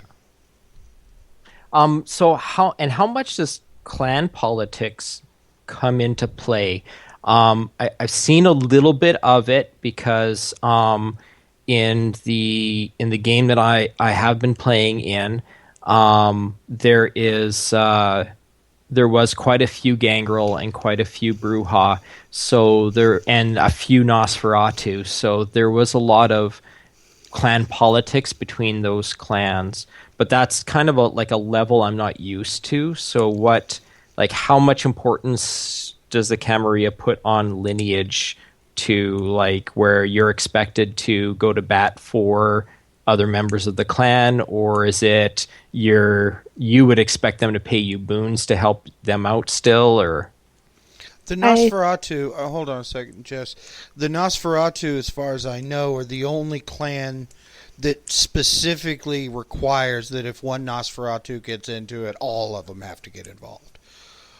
The rest of them are kind of hit or miss, at least in my experience. And again, part of that is also the players that are involved, the scale and size of the LARP. There's a lot of different things in there. From what I've seen, it's the Nosferatu, there's a lot of camaraderie there that happens. Sometimes it's very public that they're unified. Sometimes it's behind the scenes they're unified, but they'll put up a front that they're not as cohesive in order to throw people off. Bruja, there's always this idea of brotherhood. We're all working together. We're all oppressed, so we should stand in solidarity. But in actuality, you're still dealing with vampires, with selfish creatures. So there's always the possibility of one person or multiple people stabbing each other in the back. And that's something you see with a lot of the clans as well, is yes, you're part of this noble bloodline. You have this heritage. You have these assets and everything else that you're able to hold on to based on your clan name and your lineage. But when it comes to solidarity, it really... a lot of the solidarity there is an illusion because, again, the possibility of backstabbing is pretty real there. Especially among the Tremere. Well, that's part of the clan flaw of Clan Tremere is Clan Tremere. Yeah. Somebody mentioned that in the chat. Is because we'll stab each other in the back to get up the pyramid in a heartbeat. Or lack of one. Yeah. So, Jacob, is the new story going to be completely different than? Yeah, starting off, and actually, so the idea is basically everybody's going to be somewhat recent additions to the city. Like, we all recently relocated to this fictitious city that we are going to be in, and it's encouraged that we have some flaw in our backstory or explanation as to why we came here. I'm not 100% sure if the city itself is recently emancipated or not. There is going to be there's references that there are Sabbat centered nearby, and sometimes lurk around the edges of the city. So I guess kind of closer we get to, so when we get closer to that time period, when we start the game, a little bit more details will come through. Because new princes have a really hard time holding on to power at first, because everybody and their brother's going to be in there saying, well, he's new, he doesn't know what the fuck he's doing. And yeah, but nobody knows what the fuck they're doing. Everybody's Ancilla or neonates. Okay. And they're all rejects from other cities, so nobody knows what the fuck they're doing. Then you might have a lot of infighting, specifically for those ranks. Yes. So, but infighting for ranks happens anyway. In the previous game, I think so my character lasted 6 sessions. Prince changed hands once. Harpy changed hands once. Actually, Scourge and Sheriff were the only positions that didn't change. And the new incoming Prince is willing to accept them in the same roles? Yes. Wow. So, well, because they helped him with Praxis. Okay. So, anyway, so I mean, I think, PC positions probably change frequently anyway, but... Yeah, in some games, yeah. There are other games that I've never played, but I've heard about where the prince has been prince for a decade or longer in real game time, not game time, real time. Oh, okay. So, there's some games, some of these ranks do change quite often, and not always due to combat, which is kind of hip. Because, the infighting, the Toreador aren't big on combat. They can, but they're not big on it. But they don't mind. Sucks. But they don't mind, slipping it to the prince that, oh, your harpy committed diablerie. I'm going full on presence. I don't want to fight. I'm just going to stop people from hitting me. Okay, Like so I said, you brought dumb this points up in into the chat. dodge, man. You put you put this in the chat there, Jessica. So, do you have any idea when they're planning on posting that keynote from the Grand Masquerade? Because it's been a month, and I know. some of us we're are itching. waiting very patiently to. I know, and I did find that one copy that I posted to Hidden Parlor's Facebook page about a month or so ago, which we've since buried. I've heard it's at some point this week. They're doing a lot of editing on it. I can give my theories as to the question or something that New Wave wanted to talk about, which was trying to wrap his head around about what 5th edition might be about. Because I've been to the keynote and I've been to the Q&A session that happened afterwards. So again, this is speculation based on stuff that I've seen so far. So do not take this as gospel. This is me giving me that disclaimer. Yeah, it's always rumor, and we're good with that.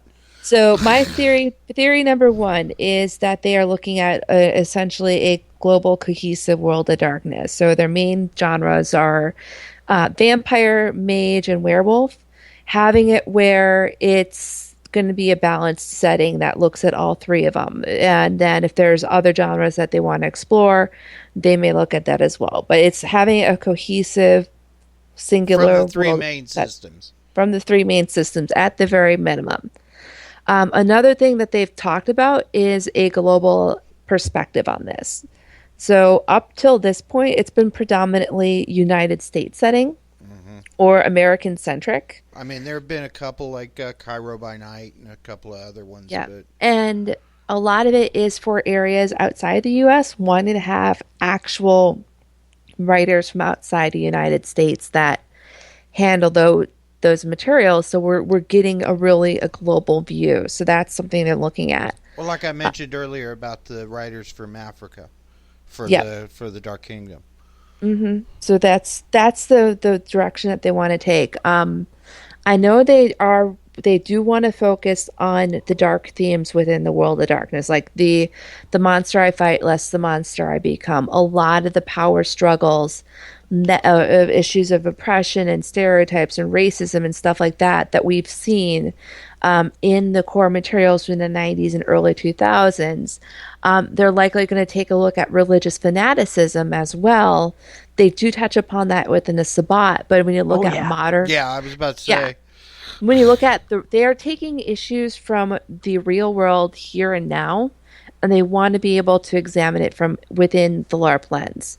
So if you think about things right now, globalization and the sheer amount of information that's out there, when you think about the internet and the amount of information that flows real time, think about what that does to the human world and what that would do if supernaturals had access to that, or how that impacts a potentially supernatural world. Well, Nosferatu had the ShrekNet, but that was back before. That was still, based solely on the whole Telnet thing. Yep. Mostly text. But now you're right. It was, and I was going to suggest that the Assamites are having issue with all this crap going on in the Middle East because Almut's right in the middle of it. Yeah, so there's a lot of very deep things that they can touch into on it. And they're also with V5. I mean, they're essentially what they're going to do is build a meta setting that can go into V5, but they can also be plugged into things like YouTube, not YouTube series, Netflix series. Think about every other media outlet out there in order to build either a tabletop setting or full-on interactive gaming. So they're rather than have it where it's just one style of LARP and tabletop, they want to have it be a full broad spectrum of different entertainment styles out there they want to target, because in that way they can get essentially the new blood into enjoying the system and enjoying the setting. So that's a lot of what gets talked about in the keynote, and I'm hoping it gets published in the next few days because some of the slides they show off are pretty awesome. But yeah, I think I'm pretty excited when it comes to what they're planning on doing, and I'm really looking forward to seeing that happen. And the hints of the MMO, that'll really drag in folks. Well, and like Justin was saying earlier about how there was a group of people and still is a group of people that buy these game books to read the stories inside. Like even after my group stopped playing, Vampire regularly, I still bought, most of the books as they came out because I liked reading them, the backstory, and it was just such a very in-depth universe, and we know how fandoms work. Something gets under your skin. We get rabid, man.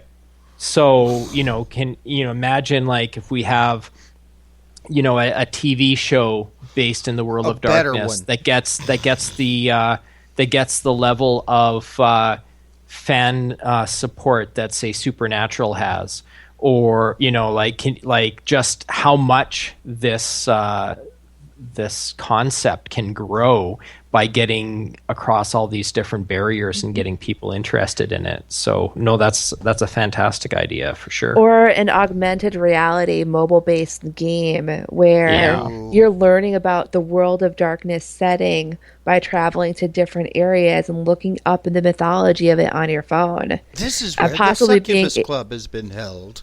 Kind of thing, yeah. Oh? Or even have it where you can log into a game with yourself and a network of friends, which is based in that city, and being able to see what's happened in that city in a fantasy setting. There's a lot of technology out there we have now that we did not have in the late 90s and early 2000s that we can tap in to create a much more immersive experience for gaming. Oh, yeah. That'll be fun. I mean, in general, it sounds like the company is very forward-thinking. They are really looking at a lot of different formats. Whether we actually get half of them is neither here nor there. But I constantly try. Oh, yeah, Chris, please. He's talking about Kindred of the Embraced. I do not want to... Fortunately, White Wolf's model, from what they mentioned in the keynote, is they want to have it where they partner with other people license out and create the content, but they're maintaining certain standards when it comes to the type of material that gets published. So a newer version of Kindred of the Embraced, I'm looking forward to it. Kindred 90210. You may need to talk with Martin about that to see if that's going to even be possible. But I hope that, if they did do something TV wise or Netflix wise, similar to the Kindred the Embrace, they're going to bring all of it in. All the clans, the Sabbat, everything. If you want to immerse these people in the mythology, then and now it may take 3 or 4 seasons to get a lot of this stuff in, but that's fine. I can do that. I don't know about anybody else. I'd get a Netflix subscription just to watch it. Netflix Series 1, Kindred the Embrace. Netflix Series 2 is a spin-off on the Sabbat. Oh, yeah. Yeah, Jacob would just drool over that one. Because I could actually watch the Sabbat one, too. I really could. I've always respected them.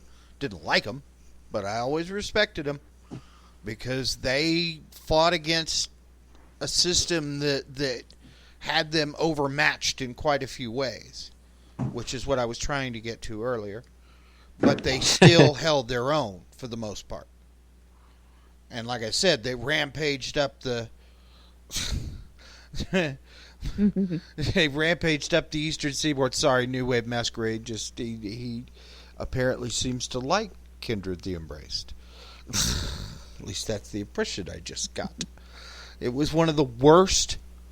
No, because depictions. his comments specifically said getting a series better than Kindred the Embrace. Okay. He mistyped. Couldn't agree with you more.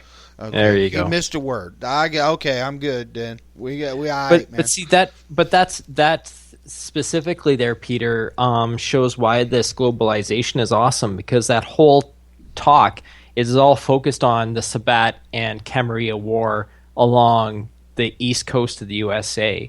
Well, all the elders are in Europe. Not all of them.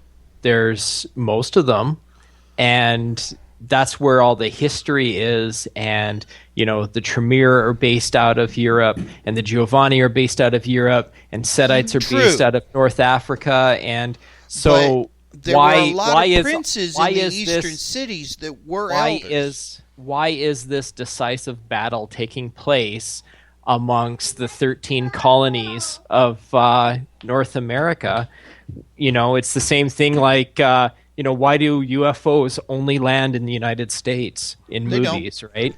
Like, let's have more of a globalized story to tell. Exactly. And I mean, if they could do some flashback episodes of like the Great Burning and the creation of the Camarilla, to give some history as to, you're looking at all this modern night stuff, but you've got to also look back at what preceded a lot of this. You're assuming that you couldn't make a Game of Thrones style Vampire Dark Ages TV show work? Maybe I think that would you get very folks much. after you get folks immersed in the mythology, yes, I think it actually could work.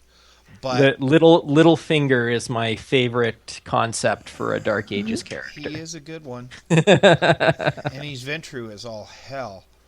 Oh, we're not. I'm not going to get sidetracked here, but I know, because we've only got 2 minutes. You left. just assume people have money; they're Ventru. No. It's the way he acts. It's the whole behind the scenes machinations. Yeah, and got like what a minute and a The half Sombra left. are like that too. Yeah, they are. Wait a minute, who? And they're the dark Little sneaky. Sombra. The Lasombra are kind of like the Sabbat version of the Ventru. That was what I was kind of alluding to earlier. Don't water them down like that. Oh, burn. But there's nothing like the Simiche. Nothing in the Camarilla at all. They're fiends. They're different than like almost every other clan possible. They're just that weird. Even for vampires, they're weird. But okay, we're coming up on our last minute. I know Justin's not here, but I want to thank him again if he happens to listen to the rest of the show. I want to thank all of our guests that have showed up in the chat and gave us really good questions. Tell your friends, tell your enemies, tell anybody who loves the World of Darkness. Come hang out with us. We will answer your questions. We will try to get them answered anyway. And even if you don't like our answer, we still answered it. I want to thank Jessica. She is always a wonderful guest, and I do appreciate your time. Thank you. As much as you have to do, sweetheart. I'm so happy to have you here. Of course, Jacob, my partner. He like I said, he's the other half of the reason why we keep going. I started this idea because I didn't see a lot of folks willing to really drum up the new, the resurgence of White Wolf with the, using the old system, not this new. I'm not going to say stuff. I'm not going to be derogatory because I'm actually starting to enjoy some of the stuff I've been reading.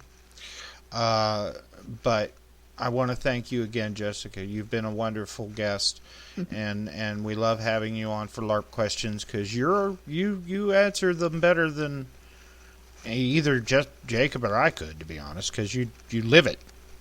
Mm-hmm. You really do. And, of course, my brother Jacob,